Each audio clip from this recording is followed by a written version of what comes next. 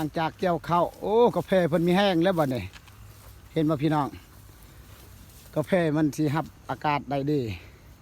เห็นว่าเบาหมูเกี่ยวแหละเกี่ยวบ่ได้เห็นในกาแฟบ่เนี่ยเพิ่นสิดีใจเลยคือคนเฮานี่แหละทำเอ็ดเนี่ยอยู่คุกอยู่ตารางบ่ได้เพิ่นจากกกข้าวสูงเนาะบ้านนี้กาแฟเห็นเลยเด้พี่น้องกาแฟแต่เบาหมูเคยรีวิวให้พี่น้อง FC ได้เบิ่งนะหลังจากเกี่ยวข้าวอันนี้ความจริงเบาหมูกับปลูกระยะ3x3เนาะแต่ว่าบัดกาแฟใหญ่อยู่แล้วก็สิติดกันเห็นป่ะสิติดกันพี่น้องเห็นป่ะ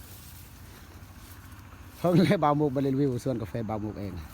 กาแฟนี่มันเบาหมูปลูกปีกาย2024เนาะเบาหมูปลูกมาฮอดปีนี้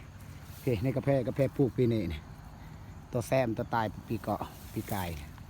ประมาณนี้แต่ความจริงคันว่าเบาหมูกเอาเข่าใส่น้ำเนี่ยกาแฟมันสิใหญ่กว่านี้สิงามกว่านี้แต่เนี่ยมันห่มกกเข่าเนาะ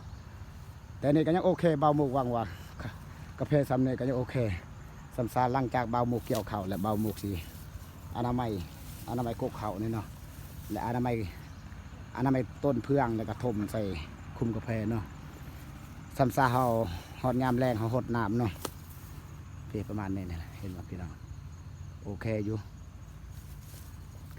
ส่วนไรกาแฟเริ่มเจาะดอกเห็นบ่พี่น้องเห็นบ่ถ้าเดือน1เดือน2นี่โอกาสเนาะหลังจากเบาหมูก